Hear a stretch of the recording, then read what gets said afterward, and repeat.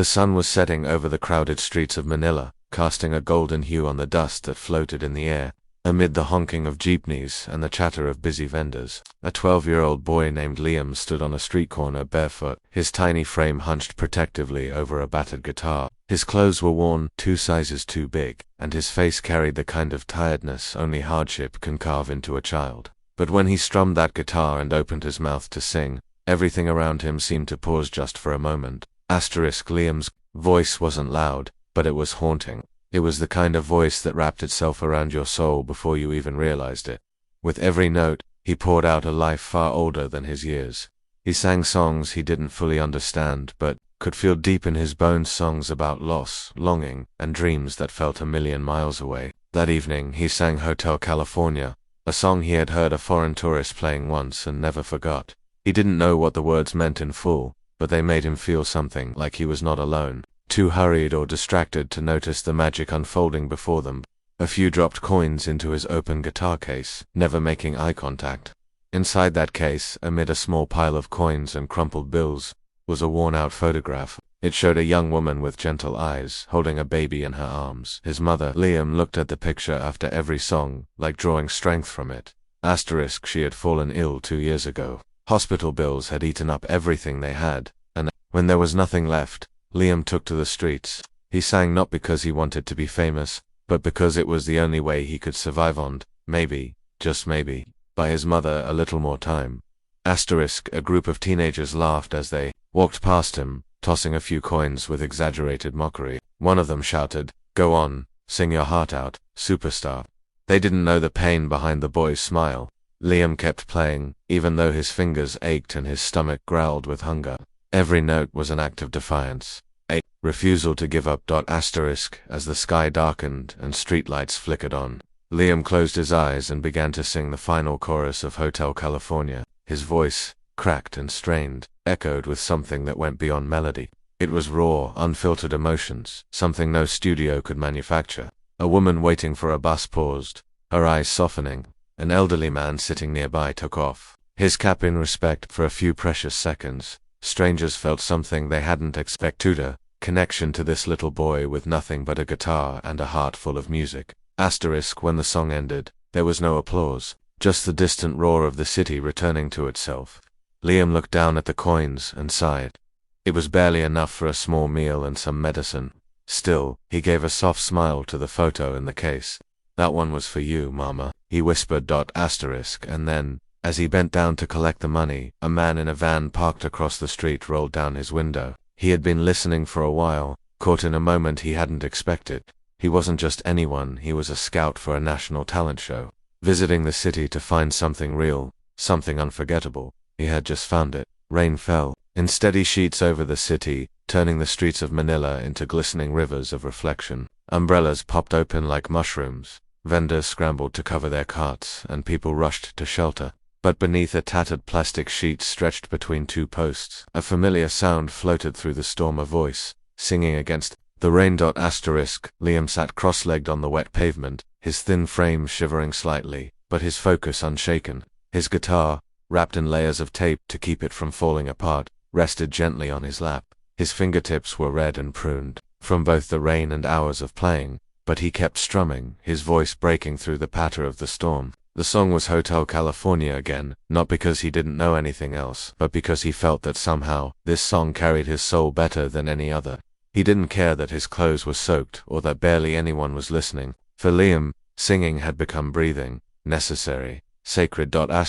Just across the street, stuck in a long line of honking cars, sat a man in his mid-40s, glancing at his phone with frustration. He was a scout for a national talent show, a man who had spent his career chasing voices, watching thousands audition under polished lights, looking for that one it factor that couldn't be explained. But lately, every voice had started to sound the same. Every performance felt rehearsed, manufactured. He sighed, lifting his coffee for a sip when he suddenly paused. His eyes narrowed. There was a sound, soft but piercing, cutting through the noise of the city. A voice. He rolled down the window and leaned out. Across the street, barely visible under a sagging sheet of plastic, he saw Liam. Rain splashed against the boy's bare feet. People hurried past him with umbrellas, paying him no mind. Yet he sang on completely unaware that someone had finally stopped to listen. Asterisk, the scout felt a shiver that had nothing to do with the rain. There was something in the boy's voice, a depth of emotion, a truth that couldn't be taught. He didn't hear just notes or lyrics. He heard life, pain, hope, resilience. Asterisk, without thinking, the man opened his car door and stepped out into the rain. Horns blared behind him as he jogged across the street, splashing through puddles until he reached the boy. Liam kept singing, startled only when a shadow fell across his sheet. Asterisk, hey, the man said gently. Asterisk, Liam looked up, clutching his guitar closer, unsure whether to run or smile. Asterisk, I didn't mean to scare you, the man added. I just, I heard your voice, it stopped me in my tracks. Asterisk, Liam said nothing. He was used to people stopping to stare. But this man was different. He wasn't just listening, he was feeling something. Asterisk, what's your name? The man asked. Asterisk, Liam, the boy replied softly. Asterisk, I'm Marco, the man said, reaching into his coat pocket and pulling out a card. I work for a show, a big one. We're holding auditions next week, and I think people need to hear you. Liam blinked, not fully understanding. Marco handed him the card, now slightly wet from the rain. We've got kids with perfect pitch and fancy clothes, but none of them made me feel the way your voice just did. Will you come? Asterisk, the boy stared at the card like it was made of gold. But I don't have nice clothes, or money for the fare. Asterisk, Marco smiled, heart tugged. Don't worry about that, we'll handle everything. You'll just bring you. Asterisk, Liam didn't know what to say. No one had ever offered him anything except sympathy or spare change. And now, of the blue, from the middle of a traffic jam in the rain, a stranger had handed him the impossible. Asterisk, I'll come, Liam whispered, his voice cracking not from singing, but from disbelief. Asterisk, and for the first time in a long time he didn't sing for coins that day. He sang because someone had finally listened. The theater buzzed with excitement, its high ceilings echoing with whispers and scattered laughter as the next contestant was announced. Next up, age 12, from Manila. A few audience members looked around, curious. The backstage crew parted the heavy curtains, and a small boy stepped forward into the blinding light. Asterisk, Liam took cautious steps onto the massive stage, dwarfed by its size and the towering cameras pointed in his direction. His second-hand clothes, clean but mismatched, hung loosely on his thin frame. He clutched his old guitar tightly to his chest, like a shield. The crowd murmured, some with curiosity, others with doubt. A boy this young, this plainly dressed, on a stage built for stars. Asterisk, the judges exchanged polite, uncertain glances. One of them, a former pop icon, leaned toward the mic. Hello there, Liam. What will you be performing today? Asterisk, Liam stepped up to the microphone. His voice trembled, but his grip on the guitar didn't waver. I'm going to sing Hotel California. Asterisk, a soft chuckle rippled through the crowd. One judge raised an eyebrow, slightly amused. The song was iconic, difficult, and famously long. What was this kid thinking? Asterisk, Liam nodded once and closed his eyes. For a heartbeat, the entire room held its breath. Asterisk, then, with a soft strum of his guitar, he began to sing. Asterisk, it was like the air changed. His voice, fragile yet steady, filled the space not with technical perfection, but with emotion so raw it was almost too much to bear. Each word carried years of silent struggle, love, and longing. He didn't sing like a child, he sang like someone who had lived through things most people couldn't imagine. Asterisk, the laughter died immediately. The whispers faded. The entire room sat frozen, drawn in by a voice that didn't ask for attention. It commanded it, quietly but completely. Asterisk, one of the judges, a stern woman known for her brutal honesty, slowly lowered her pen. Her eyes welled up by the time Liam reached the chorus. Her tears were falling freely. She had judged thousands of auditions, flawless vocals, rehearsed performances, but none had ever made her feel like this. Asterisk, in the back row, someone stood up, unknowingly, then another. By the end of the song, the silence was broken, not by applause but by the sound of transformation. People gasped. Some wiped their eyes. For a few seconds after the final note faded, no one said a word. Then the room erupted. The judges leaped to their feet. The audience followed in a standing ovation, thunderous and unending. And Liam just stood there, overwhelmed and speechless. The guitar still in his hands, he wasn't just a poor boy anymore. In that moment, he was a voice that awakened something in everyone watching. Asterisk. The final note of Liam's song lingered in the air like a whispered prayer. His voice faded into silence, but the emotion he had released hung heavy in the room. Every person in that vast auditorium sat frozen, stunned by the soul they had just witnessed. Liam stood motionless, eyes wide, chest rising and falling as he tried to catch his breath.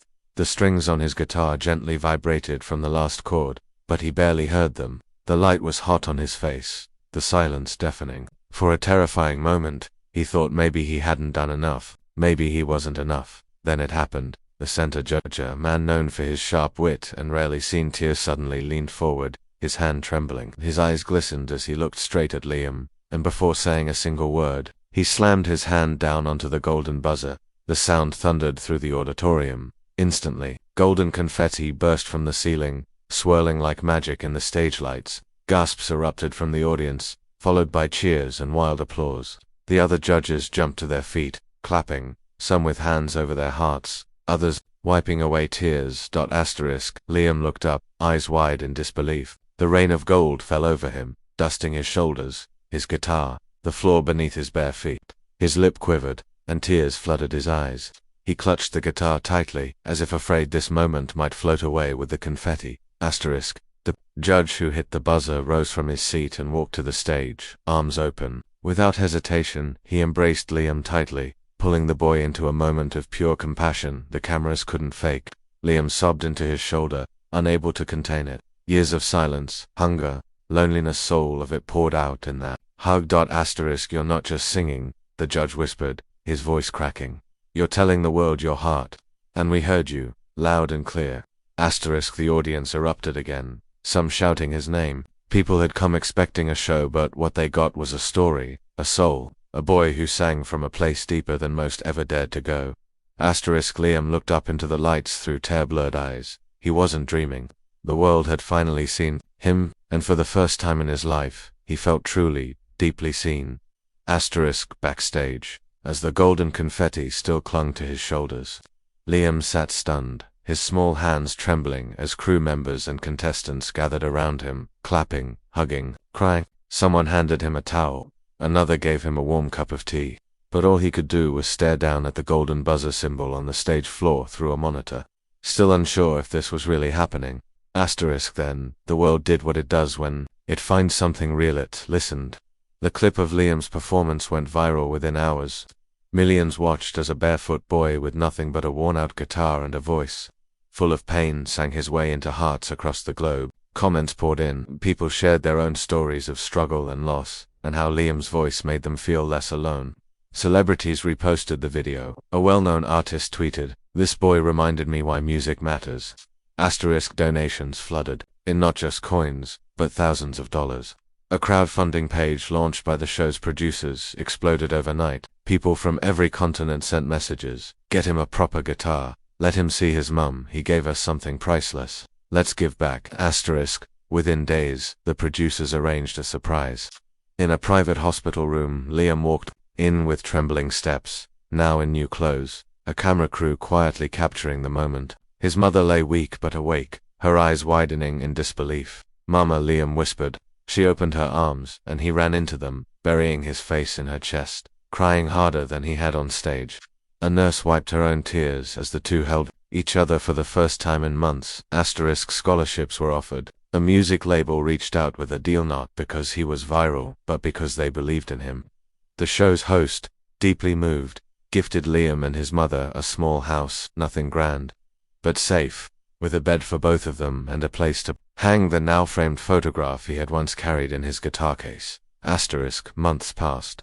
Liam returned to the show's finale not as a contestant, but as a guest performer. The lights shone down again, but this time, he walked on stage with confidence. He wore a tailored outfit, still humble but proud, and held a new guitar in his hands. As he strummed the opening chords, the crowd rose to their feet instantly, roaring with love before he even sang a word. And there, in the front row, sat his mother, healthier, smiling, eyes brimming with pride. She clutched a tissue in one hand and placed the other over her heart. Liam sang with joy this time. The sadness had not disappeared, but it had been transformed. His voice still carried emotion, but now it held hope. As the final note echoed through the arena. The lights dimmed, the crowd cheered, and Liam looked out into the sea of faces, then down at his mother. She smiled and mouthed the words, "You did it," and he smiled back, knowing deep in asterisk